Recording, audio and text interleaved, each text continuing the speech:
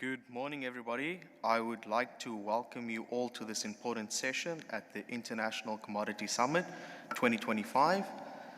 I am the Head of Business Development and Marketing for Matiere News. And so I would just like to ask my panelists to join me on stage. Prisca, Mayumbelo.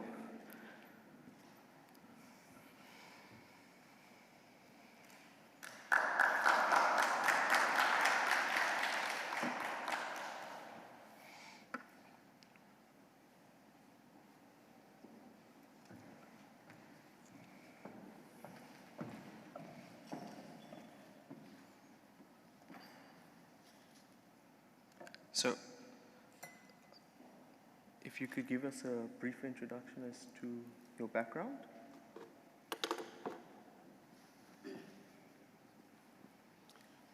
Can you hear me? Okay.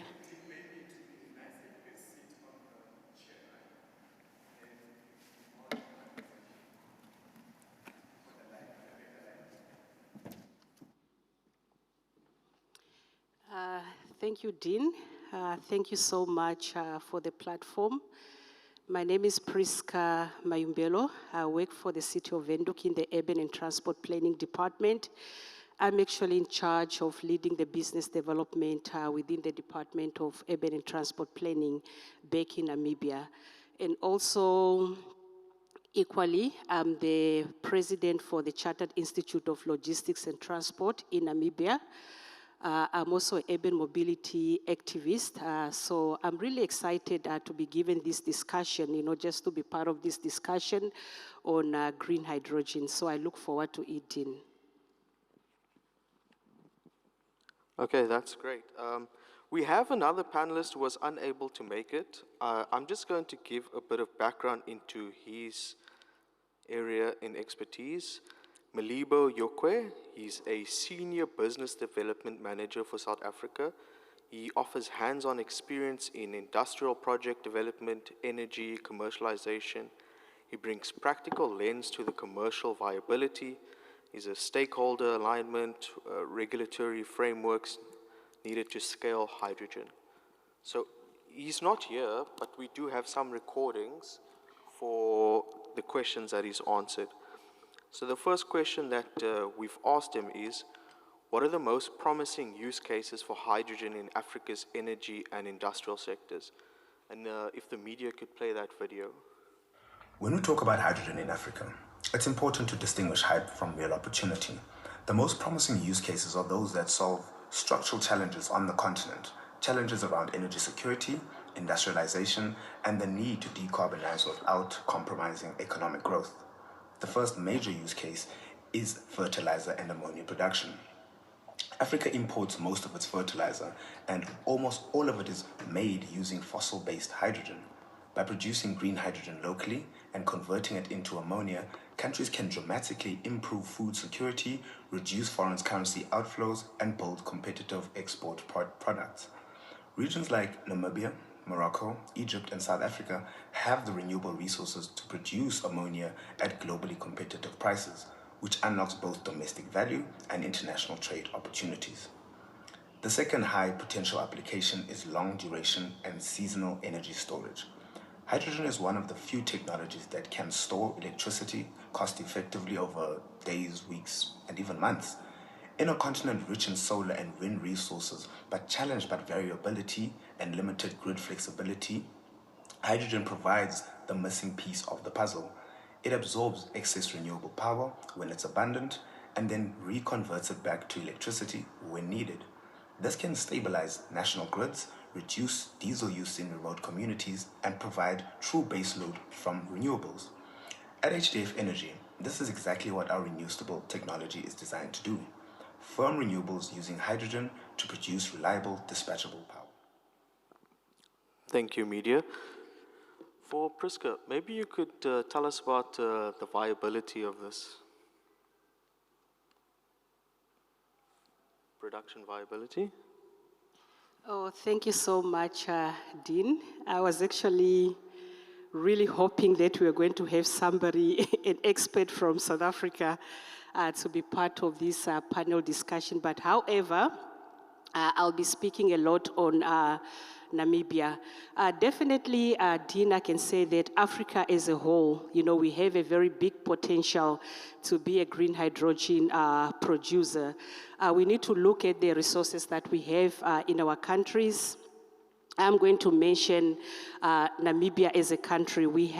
I believe that we are exceptionally positioned to be a leading producer of green hydrogen because we have an abundance of wind and solar in our country. And also equally, when you look at the country itself, we are very less populated. We have sparsely populated country. We have huge spaces of land and a very small population. For those who haven't been to Namibia, we are only a population of about 3 million, the whole Namibia, and Windhoek, we are a population of about 500,000. So you can imagine that we have a very big space of land. And I believe that for green hydrogen production to be successful, you need these open spaces where you can build your factories. So I believe already that we have a very good advantage to be a leading producer of green hydrogen. Then secondly, also, we have a potential of producing hydrogen on a low-cost basis. Remember that in Namibia, especially on the side of Ludres, what happens in Namibia, the wind blows at night, and in the day you are having solar. Remember, for green hydrogen, 70% of your cost is actually going to electricity. So you have the wind that blows, generates electricity in the night, and in the day you have solar. So already that gives us a very good advantage to produce hydrogen on a low cost. And I believe that we are quite fortunate as a country, not only Namibia, but South Africa also. We have one of the most leading ports in Africa. We have what we call the Namibian port, which is in Walvis Bay, doing exceptionally quite well. We are serving landlocked countries like Zambia, Botswana, DRC, Congo. They are all being served by Namibian port. So already that is a good advantage. And I think also it gives us a good advantage in terms of having access to export markets of Europe and Asia. So that is quite good. So yeah, I believe that really we have the capability as African countries to really take advantage, of this sector that is really coming up. That's great. I definitely wasn't aware that you guys were servicing so many African countries. So thank you for that insight. For our next question, it would be for the panelist that isn't here.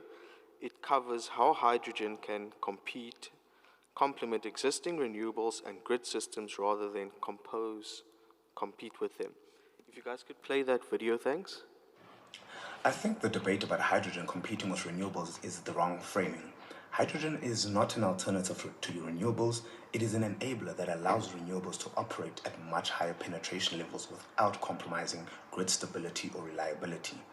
Let's start with the physics. Solar and wind are variable. They produce when nature provides, not when demand peaks. Batteries help with short-term duration, balancing over minutes or hours, but when we talk about multi-day storage, seasonal variations, or long periods of low wind and solar outputs, batteries cannot deliver economically. That's where hydrogen becomes critical. It acts as a large-scale, long-duration energy storage medium. It captures surplus renewable power during periods of abundance, stores it as hydrogen, and then reconverts it back to electricity when needed. This transforms the renewables from intermittent to actually becoming now dispatchable. Second, hydrogen acts as a flexible demand resource. Electrolyzers can ramp up and down within seconds, absorbing excess renewable power and reducing curtailment. This is especially important in countries such as South Africa, where renewable generation is sometimes limited by transmission constraints. Hydrogen creates a productive use for energy that might otherwise be wasted. Third, hydrogen provides grid services beyond just energy. Fuel cells and hydrogen turbines can supply fast frequency response, reactive power, black start capability, and firm capacity. These are essential for grid stability, especially as coal retires. Hydrogen doesn't just complement renewables, it shores up the entire power system. Fourth, hydrogen allows renewable energy to move beyond the electricity sector. You can't export electrons over long distances without huge transmission investments, but you can export hydrogen, ammonia, or synthetic fuels. Hydrogen connects renewables to industry, mining, mobility, and export markets. This helps diversification and to stabilize renewable revenue and create new industrial value chains. And finally, hydrogen unlocks base load renewables, and that's where companies such as ours, HDF Energy, play a critical or central role. With Renew Stable, we integrate solar or wind with hydrogen storage and fuel cells to produce firm, dispatchable, zero-carbon power 24/7. It behaves like a clean gas peaker or baseload plant, but powered entirely by renewables. This is critical for countries transitioning away from coal while maintaining reliability. So, hydrogen doesn't compete with renewables. It completes the renewable system. It fills the gaps, adds the flexibility, stabilizes the grid, and opens industrial pathways that pure electrification cannot reach. And together, they form the backbone of Africa's true future and energy economy. Okay, Prisca, if you could maybe speak about government's role in this? Dean, before I move to government's role in terms of green hydrogen, I think it's quite important that we need to look at the challenges that are associated even before we come to government's role. As much as I've said that we have the potential to be very, leading producers, but I think, as an African continent, I think we still have a number of challenges such as infrastructure readiness. Because remember that when you want to invest in green hydrogen, there's quite a very high fixed cost in terms of infrastructure. So as African governments, we need to really start looking on how we can address those issues, because you talk about water desalination. For example, in Namibia, it's a country that has water scarcity. Of course, we have a project now which is running with the Namibian government and Hyphen Hydrogen Green Energy Company. They are running a project in Walvis Bay. But some of the challenges we are seeing that as Namibia, we are having water scarcity. So you need to look at having a water desalination plant. You need to look at having, your transmitter network, and of course, even the coordination. Because remember that when you are producing green hydrogen, you want to export it to the European countries or maybe Asian countries. You talk about storage facilities, the whole supply chain, the value chain, from the time that you are producing the green hydrogen to the time that you transport it. So you need to look at all that infrastructure.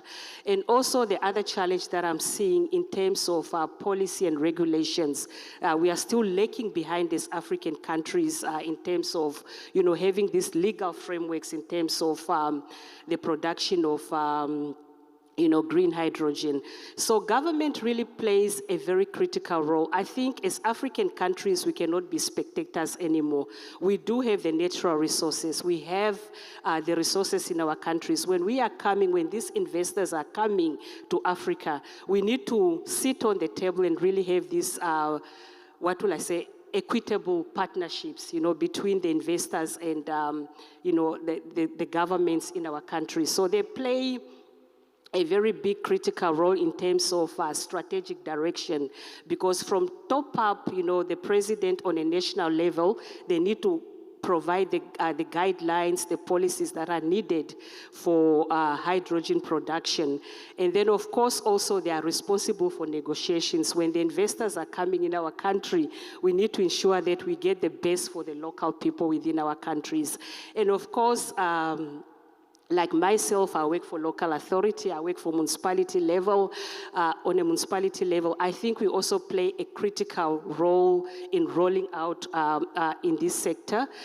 Remember that on a local government level, that's where implementation meets action. That's where it really takes place. We are responsible for land allocation. For example, if we identify a piece of land, to be used for the production of green hydrogen, the local authority is actually in charge to allocate that land. So we need to play our part also, in terms of, providing this commodity. Then secondly, also, on a local government basis, the permits that are needed to operate, when a company comes in our country, we are responsible for those business permits. So on a local government level, we need to play that role. And I think in my sector, as I mentioned that, really more in urban mobility, urban planning, transport and logistics. I think this is a very good opportunity for us. You look at what we call public transport that's powered by green hydrogen. Remember that transportation is one of the biggest emitters of carbon emissions. So we are trying to really limit our dependence on fuel, fossil fuel. So we are looking for renewable ways of powering our buses. So it's really a very good opportunity for us. I was reading an article the other day. They are anticipating that the public transport powered by green hydrogen is going to grow from 10.65 billion to about 165 billion by 2030. So there's really a very good opportunity for those that are in transport and logistics just to come on board. So I think government really should really be involved. We can't be secondary participants when it comes to these resources. We need to sit on the table, we need to negotiate the best possible partnerships that are the equitable partnerships for the local people so that they can also benefit from these commodities. No, I definitely agree with you, and thank you very much for that insight into this. If the media could play the last video for me, please. I always say the biggest barrier to hydrogen in Africa is not the technology, it's the uncertainty. The cost of electrolyzers will fall, renewable power is really competitive, and the engineering is well understood. But what slows projects down are regulatory and policy gaps that make long-term investment difficult. The first barrier is the absence of clear hydrogen regulations and standards. Many African governments do not yet have defined rules for hydrogen transport, storage, safety, classifications, blending with natural gas, or certification for export. Without that framework, investors struggle to reach financial close because the operating environment is just too uncertain. The second is permitting complexity. A hydrogen project needs environmental approvals, water use licenses, land use rights, grid connection permits, and sometimes port or pipeline approvals. These processes are handled by separate agencies that often do not coordinate, unfortunately.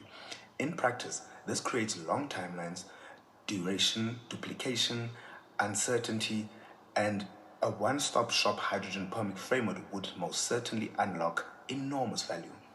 The third barrier is weak or non-bankable offtake structures. Hydrogen projects are capital intensive, and they require long-term purchase agreements with creditworthy buyers. Many African markets, utilities do not yet have hydrogen procurement mandates or the balance sheet strength to sign 15, 20-year contracts.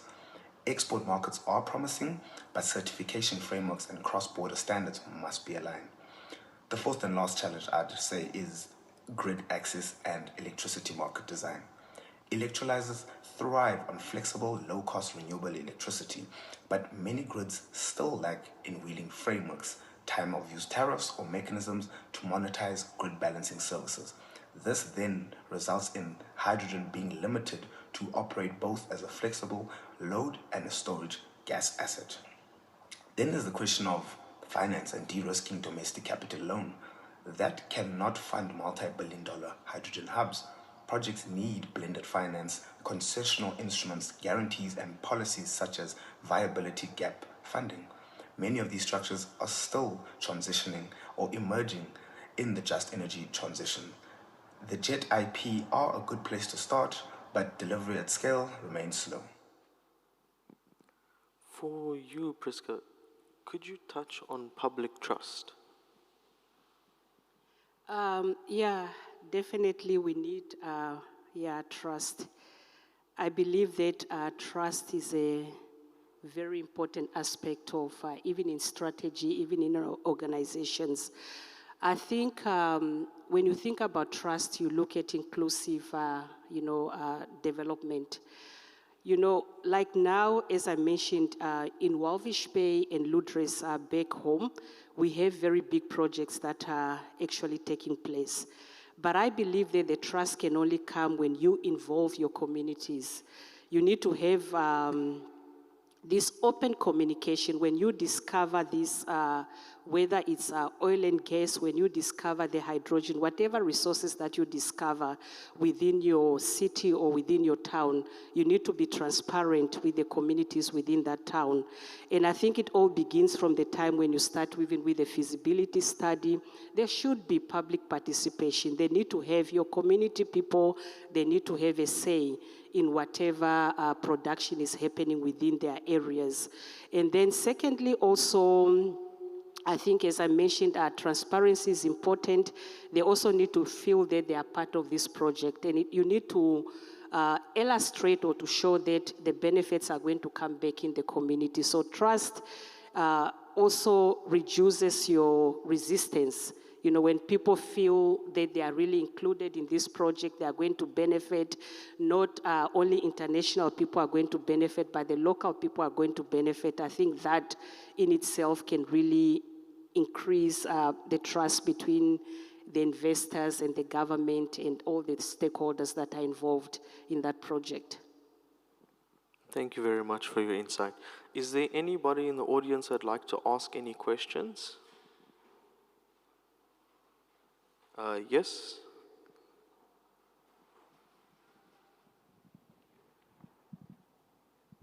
Good morning. My name is Melissa de Tooy. I'm from Melbourne Energy.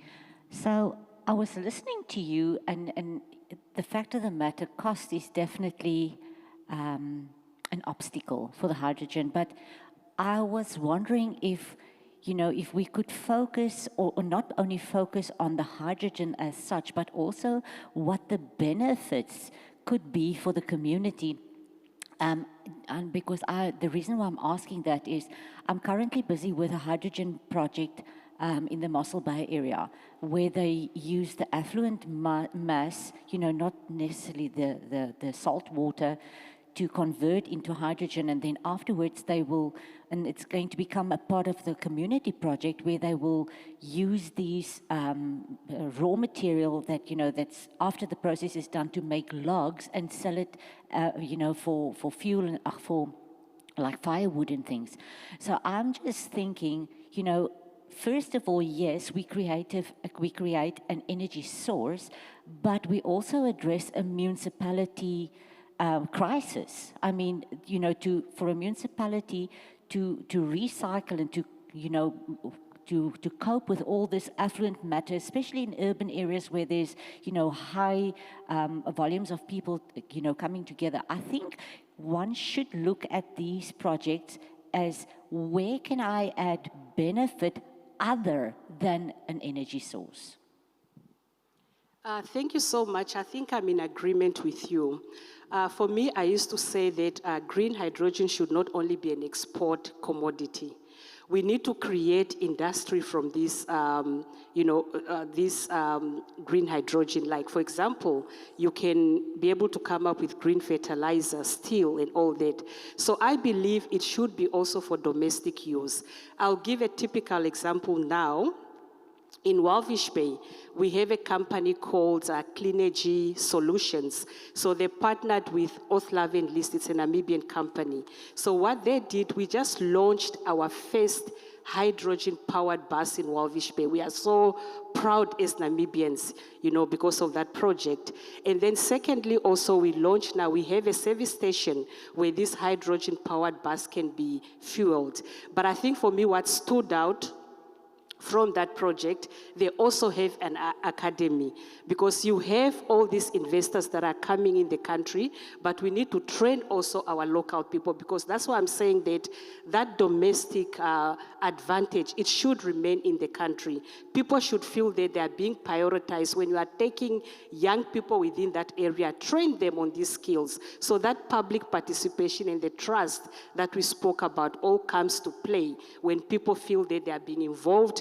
Job creation, because like now you can have, the government can even come on board and say, some of this production, like your steel, the fertilizer that can come from green hydrogen, let it be done within the country. We don't have to export everything. So I think it's a good point that you mentioned.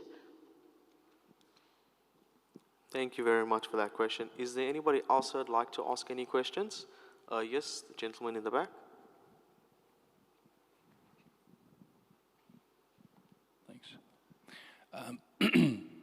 Prisca, you just touched base in terms of how much land you have available in Namibia.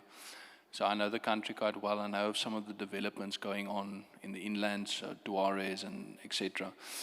How do you foresee transportation within the country of it? As currently, like gases doing in pipelines are extremely high pressure. So if you're looking into export, I don't think the hulls of the ships is going to hold that at the moment. So are you seeing it generation enough to do liquid? And how would you foresee the transportation inland and then also to Walvis Harbour or port in liquid phase? Thank you so much. That's where I wish I had more people on the panel to actually, But I think logistics is a critical aspect in terms of moving this commodity in a safe and efficient manner. Because currently now, I think production is mostly being done in Kayep area, Ludres, and then of course you need to drive all the way to Walvis Bay. That's where now we need to really start investing, because I'm in the logistics sector, but I feel that we are not really being properly trained, or we are not really ready. You know, we are speaking about this green hydrogen, but we are not really being trained in terms of transporting green hydrogen, because you know, like dangerous goods, you need to be trained for that. So I believe what I would say, there's still a market, there's still room of improvement. It's a new sector that is really coming on board. So I think we need also these private sectors to come on board who have the expertise. But what I can say, the market is really open, especially transportation, because remember, even at the port, you are going to need storage for you to store this green hydrogen. When you are also shipping it, you are going to need proper storage. So I think I may not really be the right person to answer, but I think there's really still room for improvement in terms of the logistics of it all. And the opportunity is really there for those who are interested actually to explore this area in Namibia. Thank you. Is there any other questions perhaps from the panel? Okay, yes, the gentleman. Well, firstly, I want to say the best speech I've ever listened to, your president, recently, cleaning house in Namibia. It was beautiful. It was long, and I mean, I kind of have a very short attention span, and I listened to the whole thing. So I don't think, well, anybody in the room maybe can answer this. Well, maybe there's no answer, but can try. So it's widely, or commentators, they talk about the gas cliff in South Africa. So the Temane gas field is very quickly running out. So Sasol will run out of gas, and I mean, it's speculative, but no later than 2028. I mean, most people are saying a lot longer or a lot shorter time span between now and when it actually runs out. So the country will be in crisis. So, I mean, obviously Sasol is running around looking for solution, and so is the country. But to what extent do you think green hydrogen can fill that gap in a very short space of time? Because the timelines are very, very tight. I'm actually tempted to give it to my moderator here to answer that question. He's from South Africa. Unfortunately, I don't have any insight into that, so I do apologize. What exactly is the question? What role does green hydrogen play in terms of as a means of an energy source? Is that the question?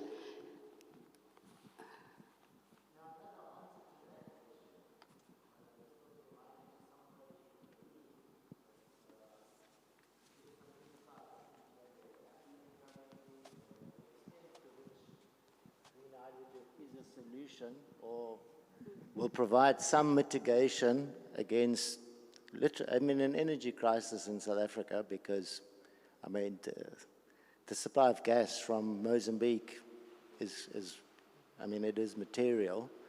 It's so material that, it's impacting Sasol's share value. So I just, it's a discussion, or maybe somebody in the audience has a view. Maybe it's way too sensitive. So I've been asked to give an answer. So I don't have the answer, but I do know that there are multiple mitigation solutions that are underway, which obviously includes offshore gas or temporary solutions. Richards Bay is currently being built for LNG, so is Maputo, or not being built. They're still in the FID stage, so haven't raised the finance yet, still trying to secure off-takers. Yes, there is a pipeline that can be repurposed between Richards Bay and Johannesburg. But, those are all, they're not short-term solutions. I think the most viable short-term solution is FSRI vessels being moored in Maputo and some way accessing the current Temane pipeline. But that's also, it's challenging. But one of the solutions has been, it won't be a solution in its entirety, but green hydrogen obviously is one of the areas which are being explored as a, call it medium to long-term replacement energy for gas. I just thought there might be somebody that knows a little bit more than me.